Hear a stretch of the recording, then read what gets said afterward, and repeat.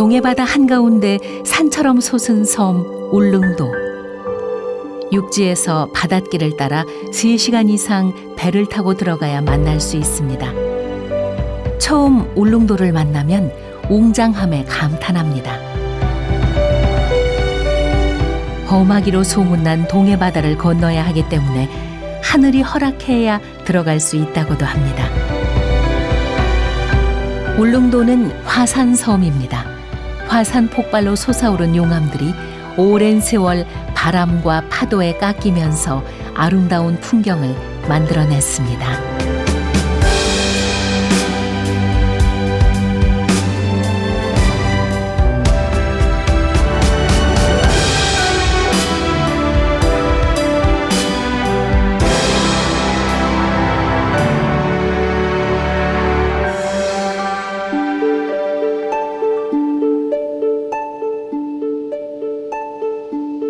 섬에서 포구는 육지와 만나는 통로이자 생활의 기반입니다.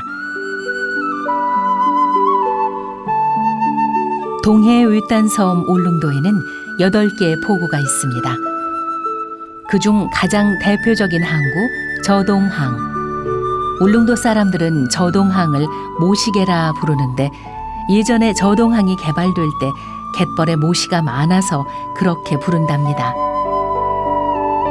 1966년 저동항이 어업 전진기지로 지정되면서 울릉도에 있는 어선들이 저동항으로 모였습니다. 그 후 자연스럽게 저동항은 울릉도의 경제 중심지가 됐습니다.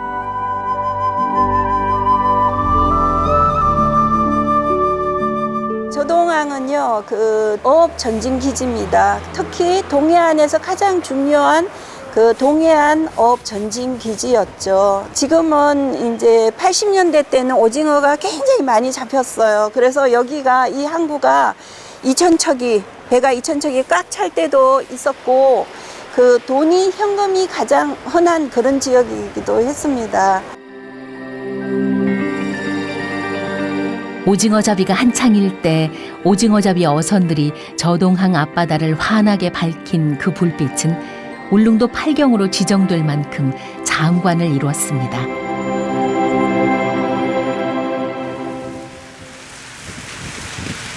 울릉도는 비가 많은 곳입니다. 3, 4일간의 울릉도 여행에서 비를 만나지 않는 것은 대단한 행운일 정도입니다.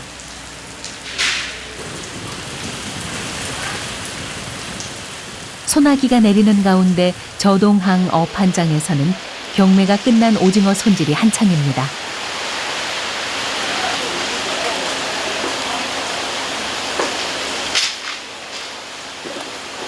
울릉도는 공기 좋고 바다 물이 깨끗하고 오징어가 아주 육지하고 맛이 좋습니다. 맛이 좋으니까 먹어본 사람은 이 맛이 좋다고 판매가 잘 됩니다. 아주 좋습니다. 울릉도 사람들은 육지 오징어와 비교하면 오징어라고 다 같은 오징어가 아니다 라고 말합니다. 그만큼 울릉도 오징어에 대한 자부심이 특별한데요. 요즘 오징어 어획량이 줄어 걱정이 이만저만 아닙니다. 옛날에는 오징어 많이 잡아가 하늘 별 보고 들어오면 별 보고 나갔어요. 근데 이제 오징어 없어요. 울릉도 이게 뭐 사람 살는 데 울릉도 이게 뭐 큰 그거라게. 뭐 이건 공장이 있습니까? 뭐 오징어 육부인데. 손질이 끝난 오징어 내장만 따로 모읍니다. 오징어 내장으로 뭘 할까요? 아, 국기를 먹잖아요. 내장탕 이거가.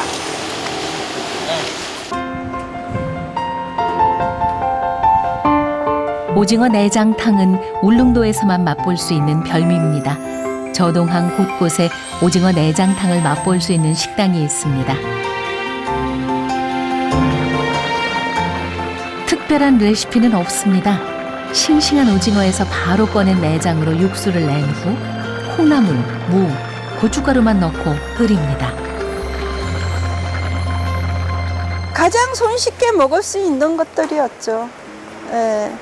그 단백질 보충 그리고 어떤 영양소 보충 그래서 그 싱싱한 오징어를 칼복을 해서 그 내장을 꺼내기 때문에 굉장히 그 뭐 싱싱하잖아요. 그래서 먹을 수 있지만 육지에서는 먹을 수가 없어요, 사실.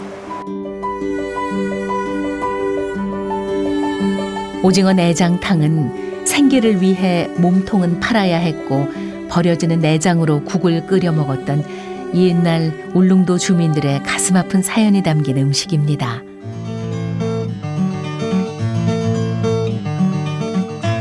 저동항의 배들은 언제나 선착장에서 떨어져 정박합니다. 예측할 수 없는 날씨 탓에 맑은 날에도 배를 묶어 놓아야 안심할 수 있습니다. 오랜 세월 울릉도의 거친 날씨와 싸워왔던 울릉도 어부들이 자연에 적응하는 방식입니다.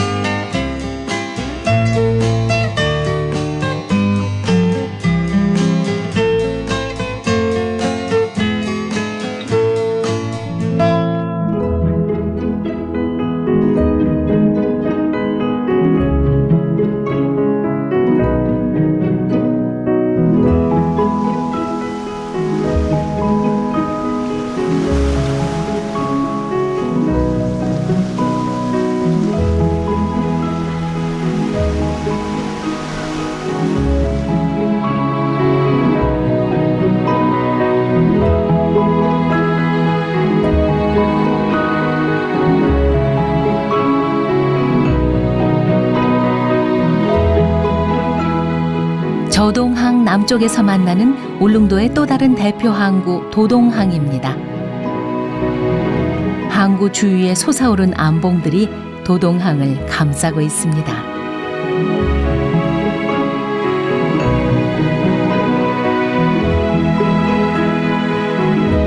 저동항이 어업 중심지라면 도동항은 울릉도의 행정 중심지입니다. 그리고 육지에서 출발한 여객선이 도동항으로 들어오기 때문에 울릉도를 찾는 관광객들의 발길이 가장 먼저 닿는 곳이기도 합니다.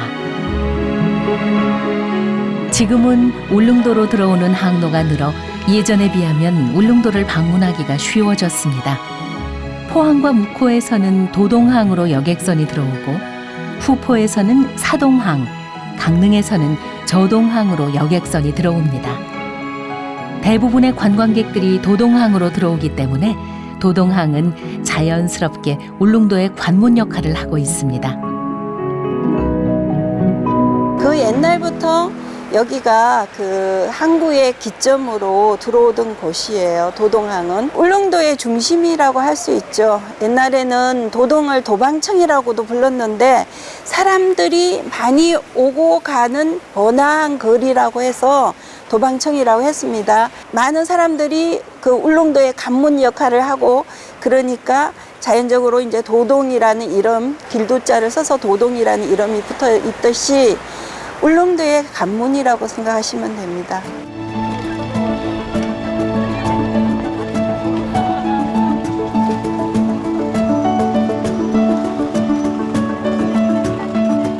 딱 내렸을 때 우선 울렁울렁 가슴 뛰더라고요. 배 타고 왔더니. 그리고 땅에 다 닿으니까 안도감이 들었고요. 사람들 북적북적하고 울릉도도 참 활기 넘치는 곳이다 그런 생각이 들었어요. 관광객들이 도착하는 도동항에는 먹거리를 파는 가게들이 많은데 상인과 관광객들이 함께 어울려 특유의 활기를 뿜어냅니다. 이곳 상인들은 도동항이 울릉도의 중심이라고 이야기합니다. 도동은 이제 서울을 말하자면 도동 여기가 명동거리고 도동에서 최고 A급이고 여기가 제가 이제 울릉도에서 제일 시내니까 명동이잖아. 서울 명동. 그렇다.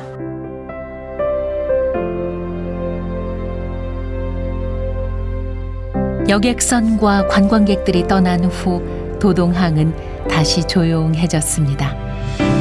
도동항에서 내린 사람들은 울릉도 곳곳으로 여행을 떠났습니다.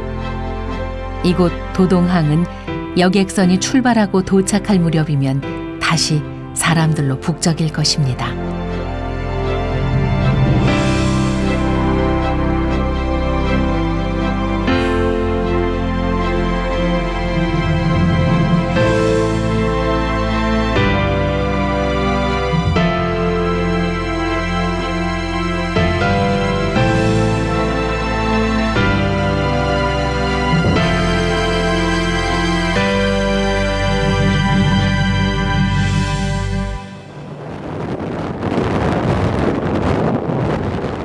오늘 울릉도의 날씨는 맑지만 파도가 높고 바람이 강합니다. 해안에 부딪히는 파도가 하얗게 부서집니다. 이렇게 거센 파도가 몰아치는 날이면 울릉도는 육지와 단절됩니다. 바람이 점점 거세지고 있습니다. 울릉도에 바람이 강할 때면 방파제 안쪽도 높은 물살에 배들이 출렁입니다. 울릉도 어부들이 왜 선착장에 배를 정박하지 않는지 그 이유를 알게 됩니다.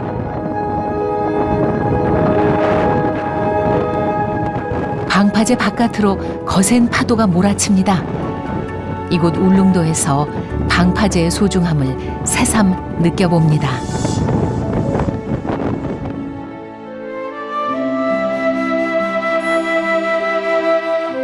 울릉도의 날씨는 변화무쌍합니다. 바람이 몰아치던 울릉도가 언제 그랬냐는 듯 고요해졌습니다. 이런 날이면 울릉도의 아름다운 풍경을 만날 수 있습니다.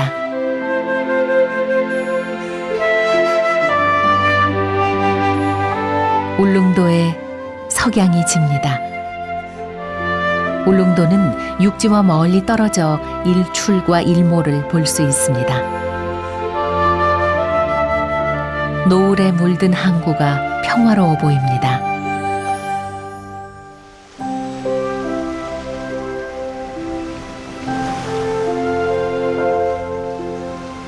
그러나 울릉도 포구 바깥에는 여전히 거센 파도가 몰아치고 있습니다. 울릉도에서 포구는 바다의 위험으로부터 어민들을 지켜주는 어머니의 품속 같은 곳입니다. 항구는 우리의 그 삶의 터전이고 또 새로운 문화와 문명과 모든 것을 전달해주는 메카죠.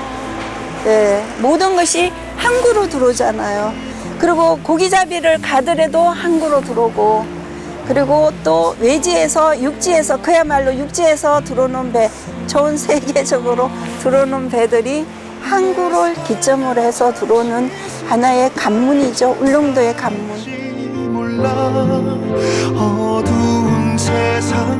울릉도 항구에는 언제나 만남의 설렘과 이별의 아쉬움이 있습니다.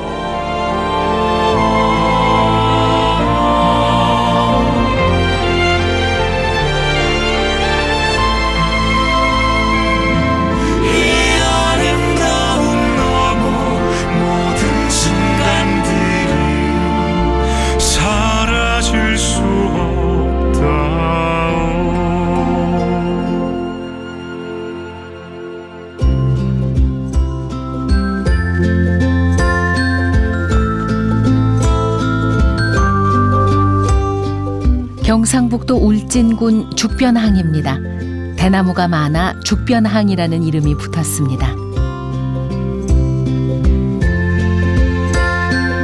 죽변항 앞바다에는 동해에서는 보기 드문 거대한 수중암초가 자리 잡고 있어 120여 종의 해양 생물이 서식하고 있습니다. 그래서 예로부터 죽변항은 동해안에서도 규모가 큰 항구였습니다.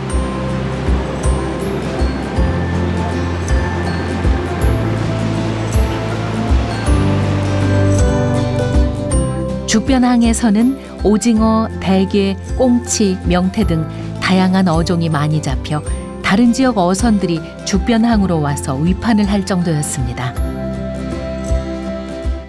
그 무렵에 오징어, 그다음에 뭐 지치, 개 이런 것들이 엄청나게 많이 났대요. 그래서 이제 지금 이제 원자력이 도와 있잖아요. 그래 한수원도 와가지고 한수원도 도와가지고 1, 2호기 할 때 사람들이 굉장히 많았거든요 여기에. 그럴 때 하여튼 그때보다도 이 해산물이 많이 날 때가 훨씬 더 좋았다.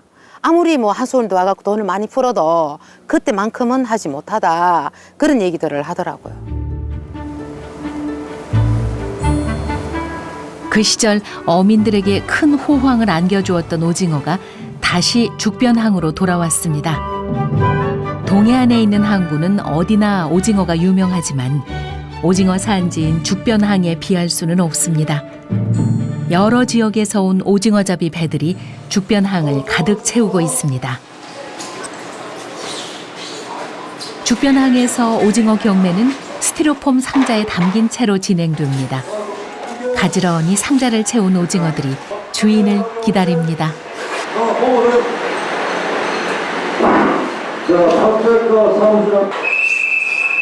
물끄러미 경매를 바라보는 선장님 얼굴에는 피로와 안도감이 감돕니다. 죽변항이 이 동해안의 대표 어항으로 어업의 전진기지라고 생각하시면 되고요. 여기가 울릉도, 독도 쪽하고 제일 가까운 항이고, 그러다 보니까 어군이 형성이 잘 되는, 특히 이제 오징어가 어군이 형성이 잘 되다 보니까 오징어 잡는 최낙기 배들이 굉장히 많이 몰리고 있습니다.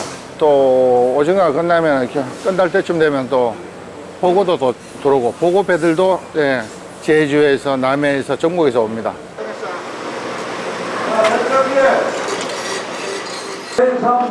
죽변이 고향인 이준호 선주는 평생 어업에 몸담아 왔습니다. 그의 배는 연근의 통발 어선으로 통발을 놓아 새우와 귀를 주로 잡고 있습니다. 사흘 만에 항구로 돌아온 배 어창에는 새우가 가득 실려 있는데요. 조심스럽게 꺼내서 경매를 준비합니다. 네, 조금씩 비워가지고 어창 속에다 집어넣으면 새우끼리 부딪히지만 하고 조금씩 따로 담아놓는 망이에요. 새우 살려놓는 망. 그걸 이제 어창에서 이제 하나씩 꺼내가지고, 그래서 이제 비우면서 죽었는 거 골라내고, 그래서 이제 살아있는 것만 입찰을 하는 겁니다. 통발에는 새우뿐 아니라 다양한 어종이 잡혔습니다. 문어도 잡혔는데 문어는 죽변 앞바다에서 연중 잡히는 주 어종입니다.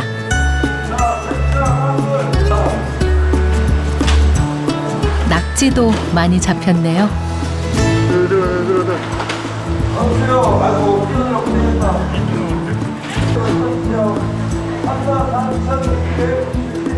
죽변항에서 경매는 배가 들어올 때마다 이루어지는데 도매상인들이 나무판에 희망 가격을 써서 경매사에게 건네는 방식으로 진행됩니다.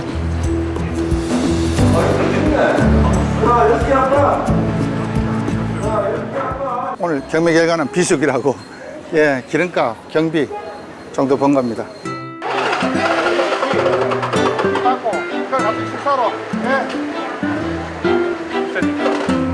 경매 결과가 아쉽기는 하지만 고생한 선원들도 챙겨야 합니다. 배는 선착장으로 돌아가지만 이준호 선주의 일은 아직 남아 있습니다.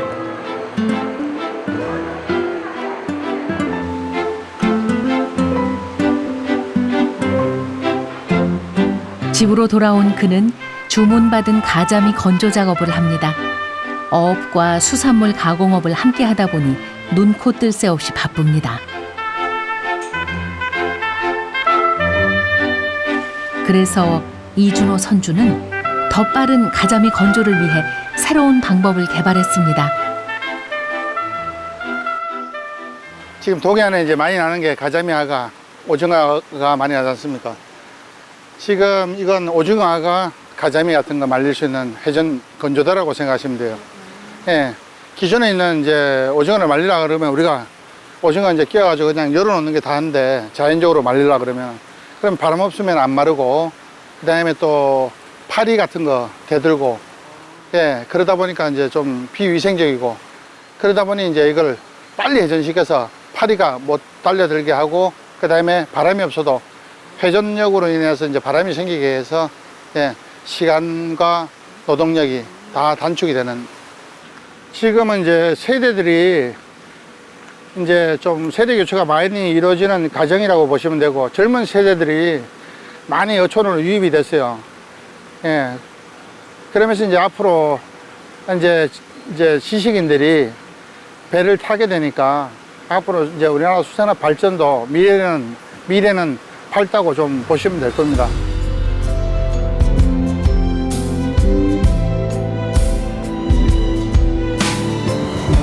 어업과 수산업에도 새로운 변화의 바람이 불고 있습니다. 어획량이 줄어 어렵다고는 하지만 희망의 바다를 보는 사람들도 있습니다. 바다는 언제나 변함없이 어민들 곁을 지키고 있습니다.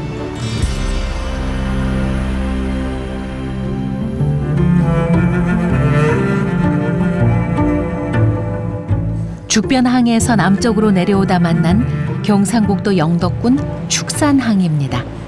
태백산에서 뻗어나온 산세가 해안까지 밀려내려와 아름다운 해안선을 이루고 있습니다.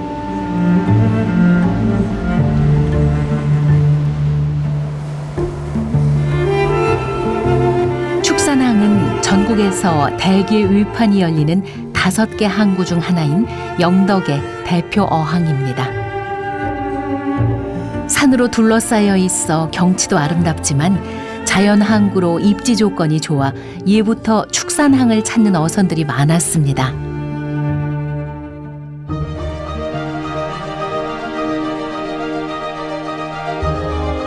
지금도 축산항은 영덕군의 대표 항구로 분주한 새벽을 맞이합니다. 집어등을 밝힌 어선들이 줄지어 바다로 향합니다.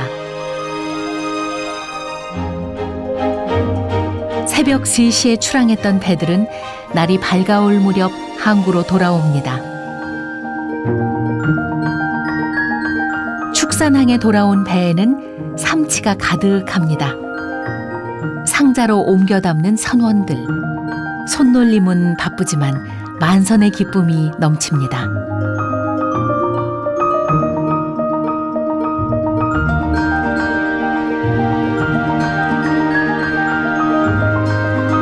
다시 만선의 꿈을 안고 아침 햇살 가득한 동해바다로 출항합니다.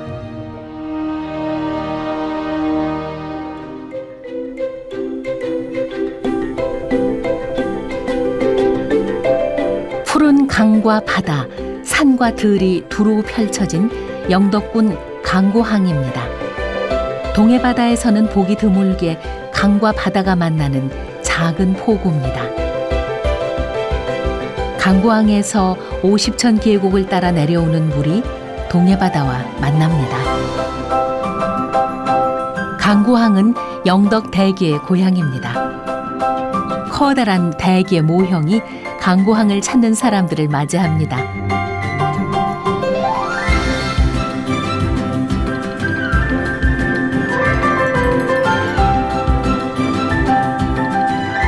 강구항을 따라 대게 거리가 형성돼 있습니다.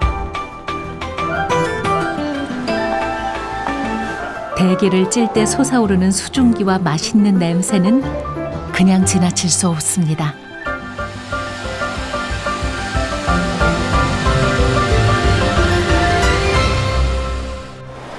지금의 우리 강구항에 90년 이후에 아예 거대 그리고 나 촬영 이후에 그 전에는 지금 한 반 수준이었고 그 이후에는 지금 현재 보다시피 이런 많은 크게 이렇게 형성이 됐습니다. 강구항이 본격적으로 개발되기 시작한 것은 일제강점기인 1936년이었습니다. 그때부터 강구항은 영덕군에서 주요 어업기지가 됐습니다.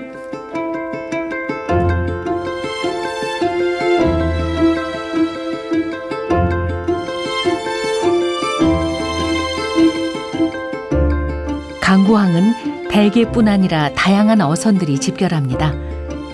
어선에 가득한 생선은 삼치입니다. 요즘 영덕군의 각 항구에는 삼치가 제철입니다.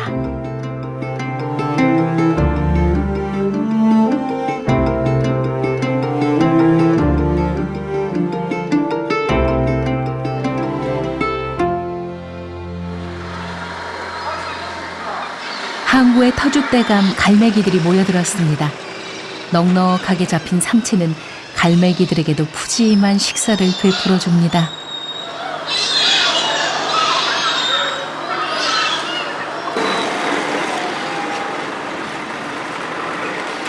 오늘 모든 일을 마친 선원들은 가벼운 마음으로 강구항을 떠납니다. 삼치잡이 어선들이 떠나고 날씨가 쌀쌀해지면 이곳 강구항에는 대기 어선들이 모여들어 분주하게 움직일 겁니다.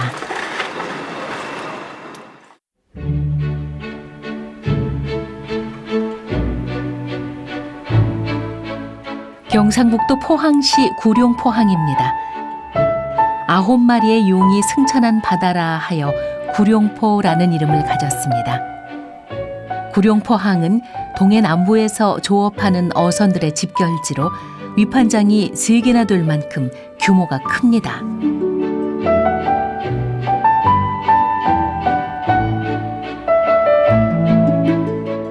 구룡포항은 전국 최대 대게 산지입니다. 우리나라 대게 위판 물량의 53%를 차지하고 있는데요. 오늘은 붉은 대게가 만선입니다.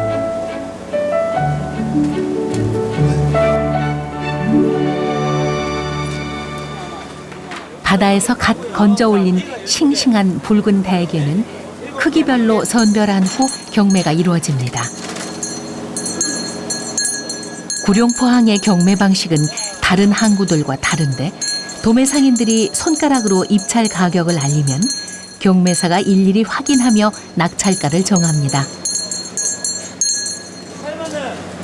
248번. 포구에서 경매사의 역할은 중요합니다. 일단 저희 수협 자체가 이제 어민들의 권리 보호를 위해서 있는 거잖아요. 그 안에서 저희 경매사들의 역할은 일단 억가 안정이 가장 크다고 생각합니다. 억가 안정과 그다음에 물건의 유통을 이제 책임지고 있죠, 저희가. 저희는 최대한 높게 받으려고 노력하는데 일단은 뭐 경매사가 역할이 그렇잖아요. 물론 어민들의 권리 보호를 있긴 하지만 그렇다고 그 중매인들한테 너무 피해를 주게 되면은 오히려 그 반대적으로 이게 억가가 무너지는 상황이 발생하거든요. 그러니까 그 중간에서 어민들도 좀 웃을 수 있고 중매인들도 너무 피해보지 않는 선에서 이렇게 조정하는 편이에요.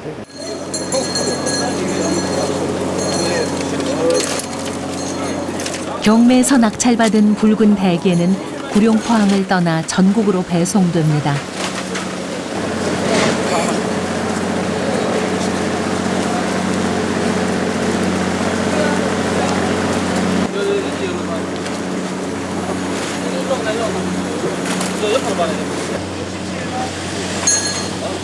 자, 45,208번 열.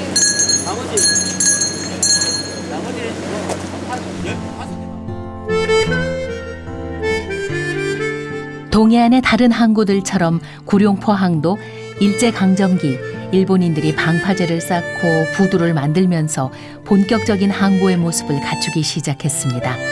그리고 많은 일본인들이 구룡포로 몰려왔는데요. 지금도 그 흔적이 고스란히 남아 있습니다. 일본인 가옥 거리는 구룡포를 찾은 관광객들에게 볼거리가 되고 역사를 느낄 수 있는 특별한 공간입니다.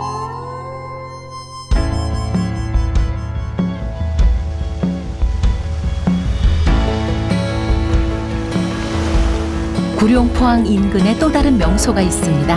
해맞이로 유명한 호미곶. 구룡포항을 찾는 사람들이 꼭 방문하는 곳이기도 합니다.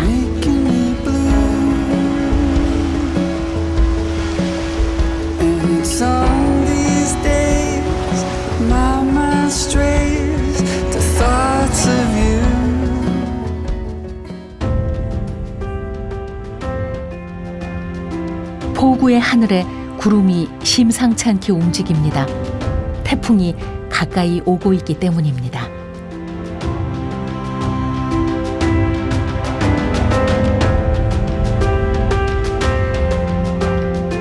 강한 태풍 소식에 포구의 움직임이 바빠졌습니다. 동해남부에서 장생포항은 대표적인 피항지입니다. 동해에서 드물게 내륙으로 들어가 있는 장생포항은 큰 파도를 피할 수 있어 태풍이 올 때면 피항 온 배들로 항구가 가득 찹니다.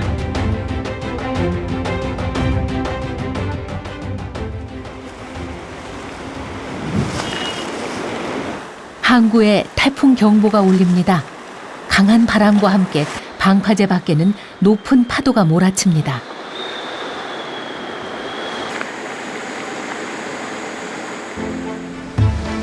방파제 안쪽은 비교적 안전하지만 그래도 걱정되는 어민들은 배가 잘 묶여 있는지 다시 확인합니다. 바람에 약한 작은 배들은 아예 육지 위로 올려서 태풍을 피합니다. 태풍이 가까이 올수록 바람은 점점 거세집니다. 만반의 준비를 마친 포구에서는 이제 태풍이 지나가기만을 기다립니다.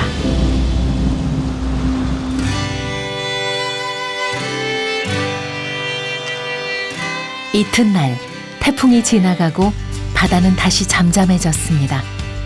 포구는 다시 일상으로 돌아가기 위한 작업에 분주합니다. 육지에 올려놓았던 작은 배들은 크레인을 이용해 다시 항구에 내려놓습니다.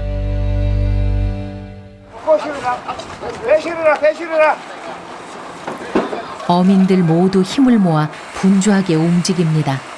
그리고 이번 태풍에 큰 피해가 없음을 다행으로 여깁니다. 한 3개가 지금 날아갑니다. 판넬 3개가. 이번에 바람이 새바람이 불어서 다행이지. 저쪽에서 남쪽에서 남풍불만 됐으면 난리 났어. 물려 많이 올라와 봅니다.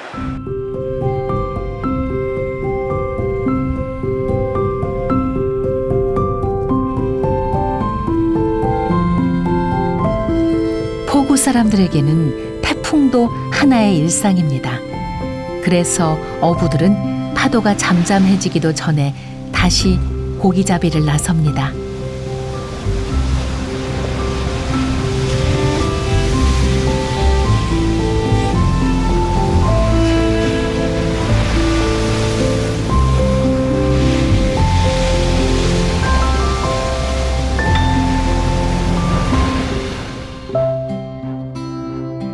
동해남부에서 가장 큰 항구 방어진항입니다.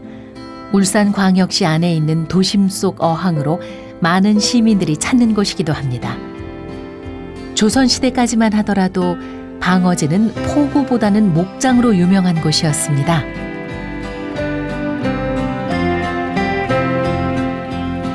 옛날부터 어업자원이 풍부했던 방어진은 일본 어부들이 방어진 앞바다를 오가며 고기를 잡기 시작했고 일제강점기 어업항구로 발전했습니다. 방어진 앞바다가 굉장히 좋은 바다구나 하는 걸 알았어요. 그냥 동해의 끝이기도 하고 남해의 끝이기도 하고 이래서 서로 이제 바다의 조류가 난류와 한류가 교차되는 곳이기 때문에 어장이 형성이 되어 있는 게 좋은 고기들이 많이 있고 이래서 물반 고기반으로 자기들이 그 그물을 넣으면 늘 만선을 해가 가는데 일본인들에 의해 개발된 방어진 항은 광복 후에도 중요한 어업 항구로 번성했습니다.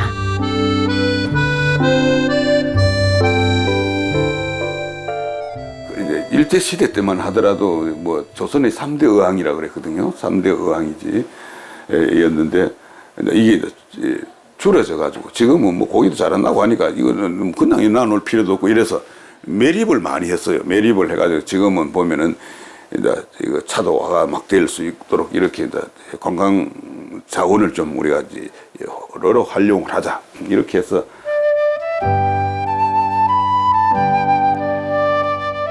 울산이 산업도시로 발달하면서 방어진항은 정체되기 시작했습니다.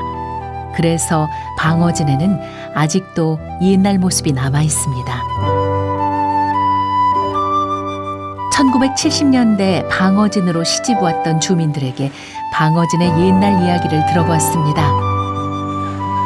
보니까 정말 옛날식으로 여기에 모래사장이 있고 집은 다 좀 허름허름한데 그중에도 몇 채는 일본 사람들이 집을 지었잖아요. 봉화에 살았으니까 그런 사람들은 나무로 지은 집 보통 2층, 3층으로 된 집을 많이 짓고 요 근처에 다 있었거든요. 내가 살 당시에는.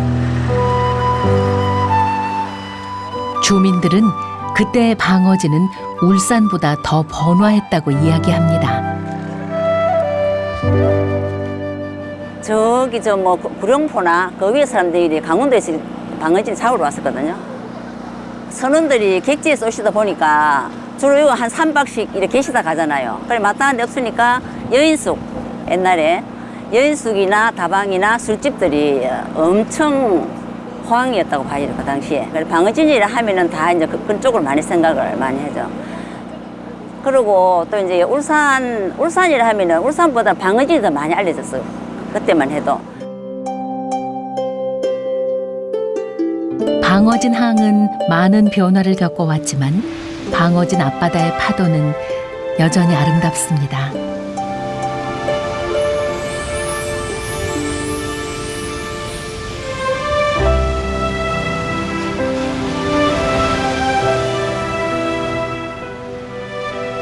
방어진 항 끝에는 동해의 거센 파도를 막아주는 바위섬 슬도가 있습니다.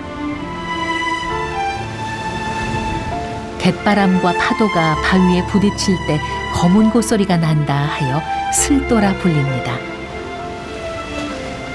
무인 등대가 홀로 지키고 있는 슬도에 서면 압도적인 동해 바다를 느낄 수 있습니다.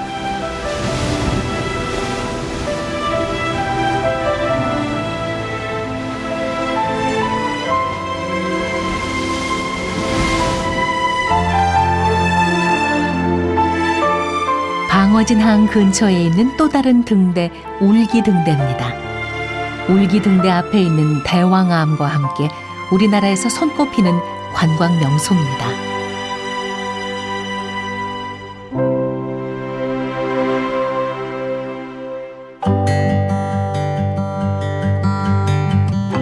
어둠이 가시지 않은 이른 아침, 방어진 항에 어선들이 불을 밝힙니다.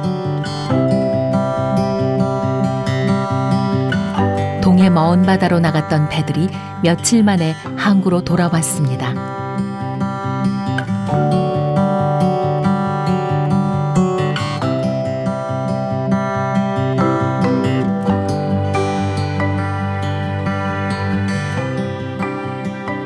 어선마다 며칠 동안 조업한 생선을 실어내 어판장으로 옮기느라 분주합니다.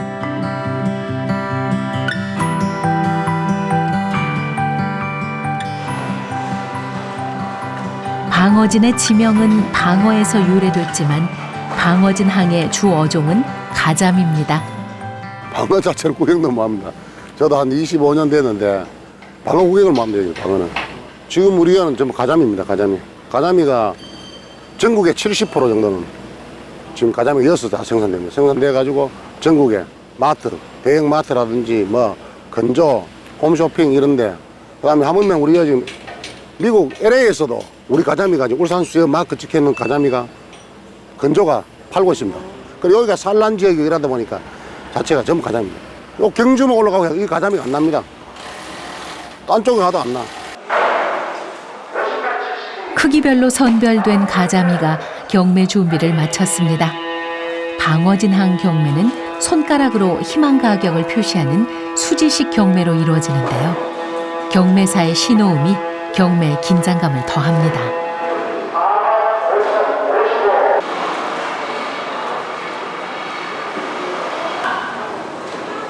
전국에서 유통되는 가자미의 70%는 방어진 항에서 경매되기 때문에 이곳의 가자미는 전국 각지로 배송됩니다.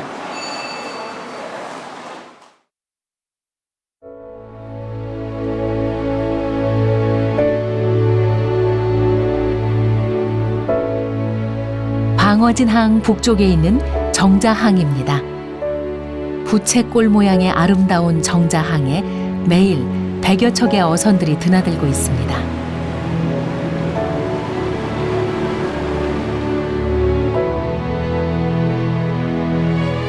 정자항의 명물 귀신골의 형상을 하고 있는 등대입니다. 힘차게 솟구쳐 오르는 모습을 하고 있는 귀신골에는 울산의 상징입니다. 정자항의 주 어종도 가자미입니다. 죽은 가자미는 방어진 항에서 경매되고 살아있는 가자미는 이곳 정자항에서 유통됩니다. 그래서 싱싱한 가자미를 화로차에 옮겨 싣는 모습을 자주 볼 수 있습니다.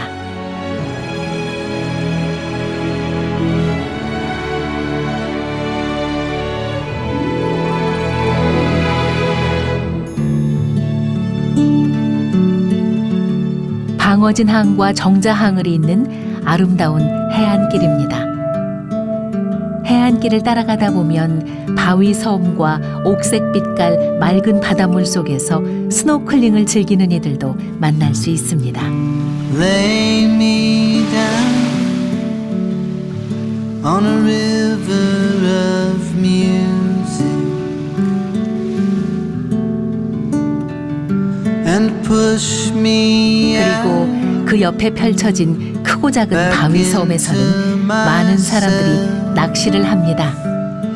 이렇게 동해바다는 아름다운 풍경과 휴식을 선사해 줍니다. the shake of a drum.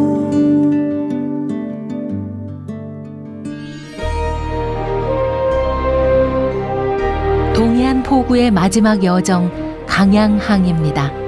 강양항은 회화강 하류와 바다가 만나는 지점에 자연적으로 형성된 자연포구입니다.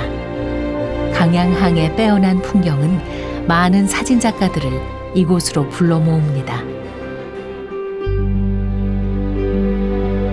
아침 일찍 조업을 나갔던 배들이 석양 속에 항구로 돌아오고 있습니다.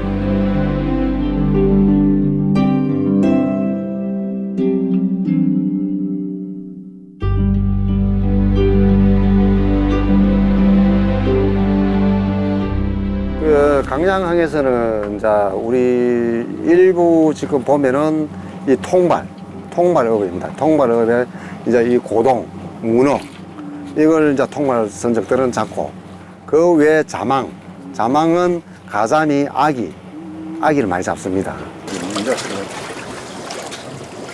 배에 문제가 생겼는지 잠수부를 불렀습니다.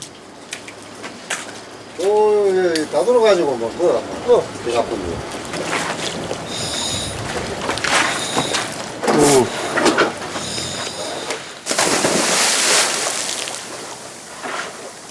우리 항해를 하는 중에 떠내놓은 게 그냥 들어가 감아봤어.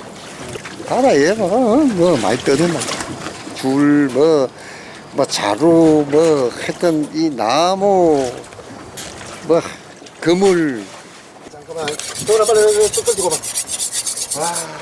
한참 동안 물속에서 작업을 하던 잠수부가 스크류에 걸린 몽채만한 밧줄을 들고 나옵니다.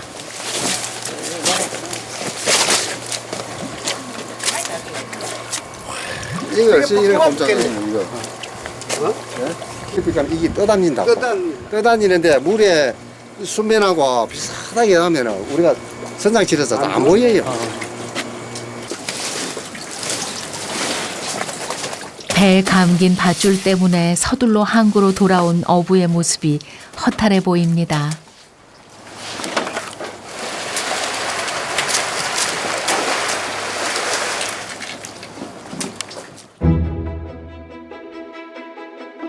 해가 질 무렵 조업을 마친 배가 항구로 들어옵니다. 새벽 5시에 나가 저녁 6시까지 바다에서 12시간 이상 통발로 잡은 고둥입니다. 고둥은 크기별로 분류해 경매 준비를 하는데 온 가족이 함께 작업합니다.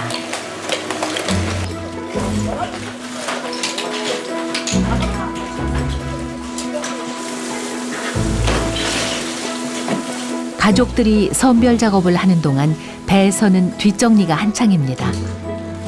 올해 24살 추명규 씨는 아버지의 뒤를 이어 어부가 되기로 했습니다. 평평하게 갈아야 돼. 길이 그러니까 길이 긴 거야.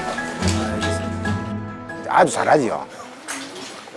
지금 가르치고 있는데 이제 하나에서 10가지를 가르치면은 뭐 한 8가지 정도는 지금 아직까지 잘해요.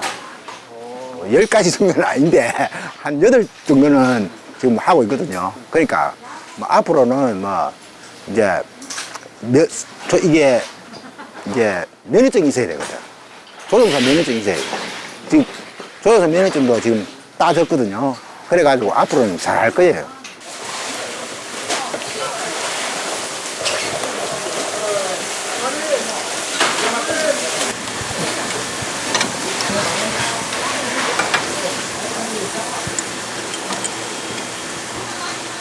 날씨 안 좋을 때 울렁울렁할 때 바이킹 타는 느낌? 그런 느낌이니까 되게 재밌어요. 또 직원들하고 착착 맞춰갖고 하면은 쿵짝쿵짝 하면서 되게 재밌습니다. 괴로움이 아닌 즐거움을 주는 바다.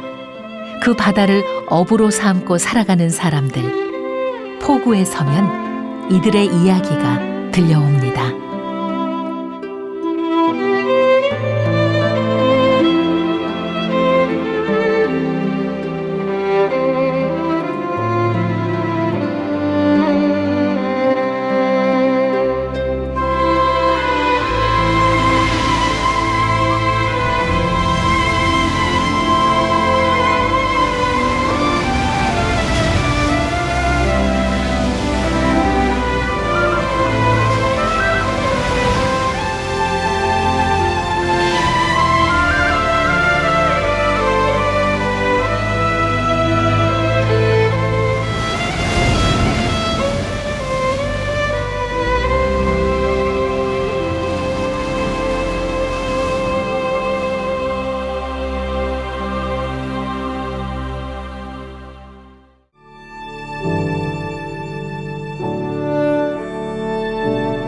만 4,863km 동해, 남해, 서해를 잇는 우리나라 해안선의 길입니다.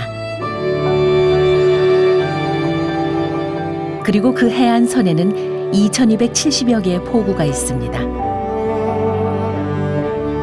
포구는 바다와 땅이 만나는 새로운 출발점이며 삶이 꽃피는 터전입니다.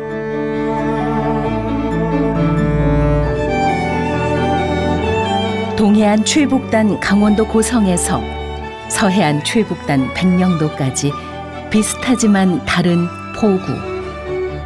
그곳으로 여행을 떠나봅니다.